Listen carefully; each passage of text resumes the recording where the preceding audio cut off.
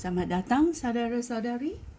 Kami mau bersambung dalam kisah Rasul-Rasul babak ke-7. Ucapan Stefanus. Okey, Stefanus ditangkap dan kita mau mendengar ucapannya. Okey, dalam babak 7. Kemudian Imam Agung bertanya kepada Stefanus, "Betulkah semua tuduhan ini?" Stefanus menjawab, "Saudara-saudara dan bapa-bapa, dengarkan saya. Sebelum nenek moyang kita Abraham berpindah ke Haran, Allah yang mulia menampakkan diri kepada dia di Mesopotamia. Allah berfirman kepada Abraham, 'Tinggalkanlah negeri kamu dan keluarga kamu. Pergilah ke negeri yang akan aku tunjukkan kepada kamu.' Oleh itu, Abraham meninggalkan negeri Kasdim lalu pergi tinggal di Haran. Setelah bapa Abraham meninggal, Allah memimpin Abraham berpindah ke negeri yang sekarang saudara-saudara dan bapa-bapa diami.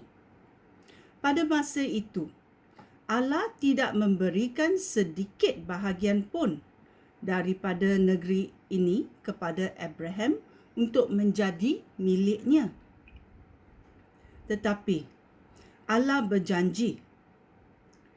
berjanji bahawa dia akan memberikan tanah itu kepada Abraham untuk menjadi miliknya dan milik keturunannya. Pada masa itu, Abraham tidak mempunyai anak. Tetapi Allah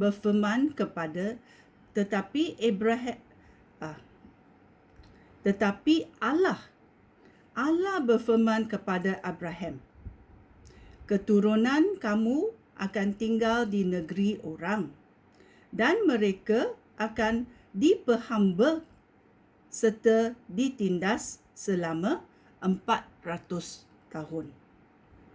Tetapi aku akan menghukum bangsa yang memperhambakan mereka. Mereka akan keluar dari negeri itu dan akan menyembah aku di tempat ini." Allah membuat perjanjian itu dengan Abraham. Lalu Allah menyuruh Abraham bersunat sebagai tanda dia menerima perjanjian itu. Demikianlah Abraham menyunat Ishak. Seminggu setelah Ishak dilahirkan, Ishak menyunat Yakub, anaknya, dan Yakub menyunat 12 orang anak lelakinya. Anak-anak Yakub menjadi bapa-bapa bangsa kita. Bapa-bapa bangsa kita iri hati terhadap Yusuf. Mereka menjual dia sebagai hamba di Mesir. Tetapi Allah menyertai Yusuf. Dia menyelamatkan dia daripada segala kesusahan. Apabila Yusuf menghadap Firaun, Raja Mesir, Allah mengurniakan dia budi dan kebijaksanaan, sehingga Raja Mesir menjadikan dia gubernur negeri itu dan penguasa istananya. Lalu berlakulah kebuluran di seluruh negeri Mesir dan Kanaan, sehingga mengakibatkan penderitaan yang berat. Nenek moyang kita tidak dapat memperolehi makanan. Apabila Yakub mendengar berita bahawa ada gandum di Mesir, dia menyuruh anak-anaknya, nenek moyang kita, pergi ke sana untuk kali pertama. Pada lawatan mereka yang kedua, Yusuf memberitahu saudara-saudaranya bahawa dialah Yusuf. barulah Raja Mesir tahu akan keluarga Yusuf.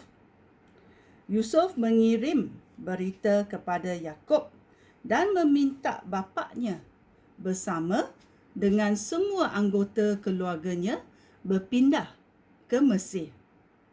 Semuanya berjumlah 75 orang. Yakub berpindah ke Mesir dan di situ dia serta nenek moyang kita meninggal.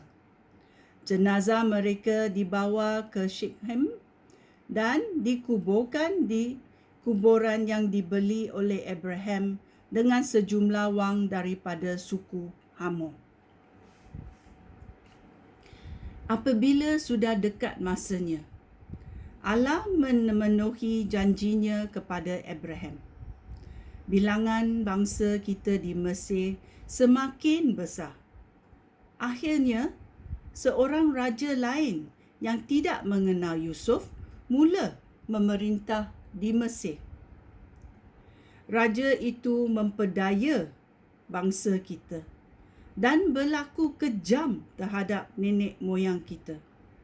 Raja itu memaksa mereka membuang bayi yang baru lahir supaya terlantar dan mati. Pada masa itulah Musa lahir. Dia bayi yang sangat comel. Dia dipelihara di rumah bapaknya selama 3 bulan. Apabila dia terpaksa dibuang, puteri Raja Mesir mengambil dia dan memelihara dia sebagai anaknya sendiri. Segala ilmu bangsa Mesir diajarkan kepada Musa dan dia menjadi seorang yang sangat berkuasa, baik dengan kata-kata maupun perbuatannya. Apabila Musa berumur 40 tahun, hatinya tergerak untuk pergi melawat bangsanya orang Israel. Dia melihat seorang antara mereka sedang dianiai oleh seorang Mesir. Dia menolong orang yang dianiai itu dengan membunuh orang Mesir itu. Musa menyangka bangsanya faham bahawa Allah akan menggunakan dia untuk membebaskan mereka, tetapi mereka tidak faham. Keesokan harinya, dia melihat 2 orang Israel berkelahi dan dia cuba mendamaikan mereka. Dia berkata, "Kamu bersaudara. Mengapa kamu berkelahi?" Tetapi orang yang memukul sahabatnya menolak Musa ke tepi, lalu bertanya, "Siapa yang menjadi kamu pemimpin dan hakim kami? Adakah kamu mahu membunuh aku seperti kamu membunuh orang Mesir itu kemarin?" Apabila Musa mendengar kata-kata itu, dia lari dari Mesir, lalu tinggal di negeri Midian. Di sana, dia beroleh 2 orang anak lelaki. 40 tahun kemudian, satu malaikat menampakkan diri kepada Musa di dalam beluka yang bernyala di padang gurun dekat Gunung Sinai. Musa hairan melihat hal itu. Lalu dia menghampiri beluka itu supaya dapat melihat dengan lebih jelas. Tetapi dia mendengar suara Tuhan berfirman, "Akulah Allah yang disembah nenek moyang kamu. Akulah Allah Abraham. Akulah Allah Ishak dan akulah Allah Yakub." Musa gementar kerana takut dan tidak berani melihat beluka itu lagi. Lalu Tuhan berfirman pula, "Tanggalkan kasut kamu kerana tanah tempat engkau berdiri itu suci. Aku sudah melihat dan memperhatikan betapa pahitnya penderitaan umat aku di Mesir. Aku sudah mendengar keluhan mereka dan aku sudah turun untuk membebaskan mereka. Sekarang, marilah, aku akan mengutus engkau ke Mesir. Musa inilah yang tidak diterima oleh kaum Israel. Mereka bertanya, siapakah yang menjadi kamu pemimpin dan hakim kami? Tetapi dialah yang diutus oleh Allah untuk menjadi pemimpin dan pembebas dengan pertolongan malaikat yang datang kepadanya di beluka yang bernyala itu. Musa memimpin bangsa Israel keluar dari Mesir dengan melakukan berbagai-bagai mujizat dan keajapan di Mesir, di Laut Merah dan kemudian di padang gurun selama 40 tahun. Musa inilah yang berkata kepada bangsa Israel, Allah akan mengutus seorang nabi kepada kamu, seperti dia sudah mengutus aku. Nabi itu dipilihnya dari bangsa kamu sendiri. Musa inilah yang menyertai bangsa Israel berhimpun di padang gurun. Dia di situ dengan nenek moyang kita dan dengan malaikat yang berkata kepadanya di Gunung Sinai. Di situlah Allah menggunai dia perkabaran yang memberikan hidup untuk disampaikan kepada kita. Tetapi nenek moyang kita tidak mahu taat kepadanya. Mereka menolak dia dan ingin kembali ke Mesir. Oleh itu, mereka berkata kepada Harun, buatkanlah kita patung dewa yang boleh memimpin kita. Kita tidak tahu apa yang sudah berlaku terhadap si Musa yang membawa kita keluar dari Mesir. Lalu, mereka membuat berhala yang berupa lembu jantan. Dan mereka mempersembahkan korban kepada berhala itu. Mereka mengadakan perjamuan bagi menghormati buatan mereka sendiri. Oleh itu, Allah meninggalkan mereka dan sengaja membiarkan mereka menyembah bintang-bintang di langit. Hal itu seperti yang tertulis di dalam kitab Nabi-Nabi. Hai orang Israel, bukannya untuk aku kamu menyembelih dan mengorbankan binatang selama 40 tahun di padang gurun. Kemah, berhala, Molok, itulah yang kamu usung. Dengan patung Refan, bintang berhala kamu, itulah berhala yang kamu buat untuk disembah. Oleh itu, aku akan membuang kamu jauh ke seberang Babel. Nenek moyang kita mempunyai kemah Tuhan yang bersama-sama mereka di padang gurun. Kemah itu dibuat seperti yang diperintah oleh Allah kepada Musa dan menurut contoh yang ditunjukkan oleh Allah kepada Musa. Kemudian, nenek moyang kita menerima kemah itu daripada bapa mereka. Kemah itu dibawa oleh mereka ketika mengikut Yosua merebut negeri kita ini daripada kekuasaan bangsa-bangsa yang diusir oleh Allah di hadapan mereka. Kemah itu di situ sehingga zaman Daud. Daud menyenangkan hati Allah dan memohon izin daripada Allah untuk membina sebuah rumah bagi Allah yang disembah oleh Yakub. Tetapi Salomo itulah yang membina rumah itu untuk Allah. Tetapi Allah yang Maha Tinggi tidak tinggal di dalam rumah buatan manusia. Kerana di dalam kitab Nabi tertulis, "Langit takhta aku dan bumi alas kaki aku.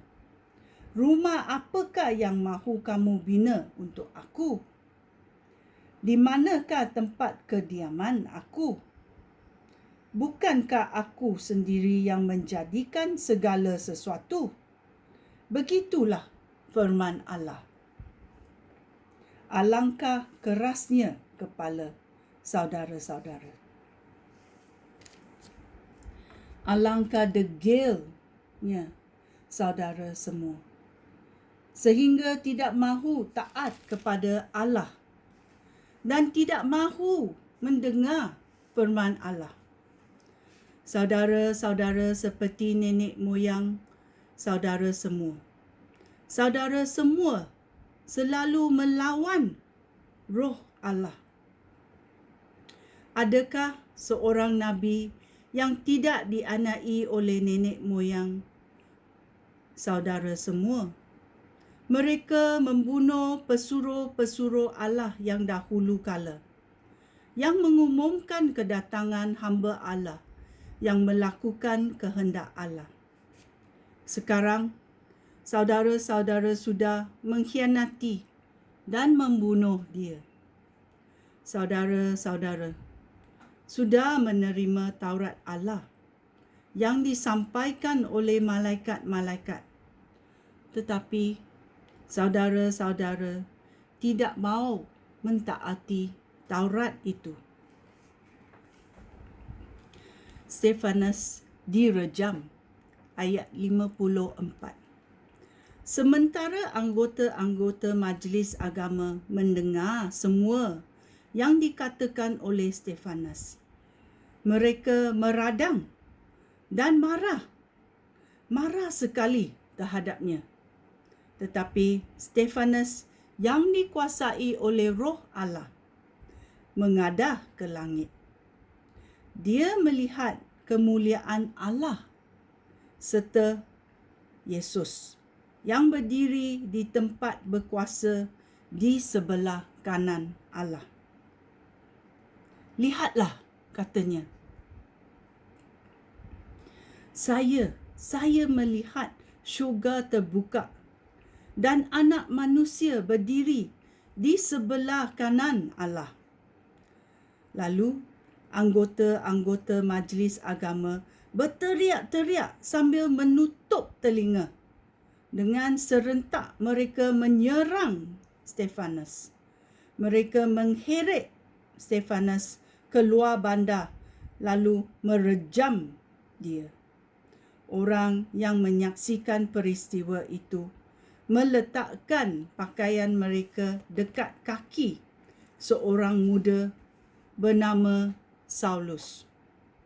Sementara mereka melempari Stefanus dengan batu. Stefanus berseru kepada Tuhan, Tuhan Yesus, terimalah diri aku." Lalu dia berlutut dan berseru dengan suara keras, "Ya Tuhan, ampunkanlah dosa mereka." Setelah berkata demikian, dia pun meninggal dunia. Ini adalah babak ke-7 dalam Kisah Rasul-Rasul. Apakah peristiwa yang berlaku kepada Stefanus? Dan Stefanus dengan roh Allah menceritakan peristiwa-peristiwa yang berlaku. Kebenaran ini, kebenaran Tuhan, tidak diterima oleh imam-imam agung dan mereka dengan anggota-anggota majlis agama merejam dan mengheret Stefanus keluar. Ini adalah peristiwa-peristiwa yang berlaku kepada Stefan dalam babak 7. Sekian, terima kasih. Shalom.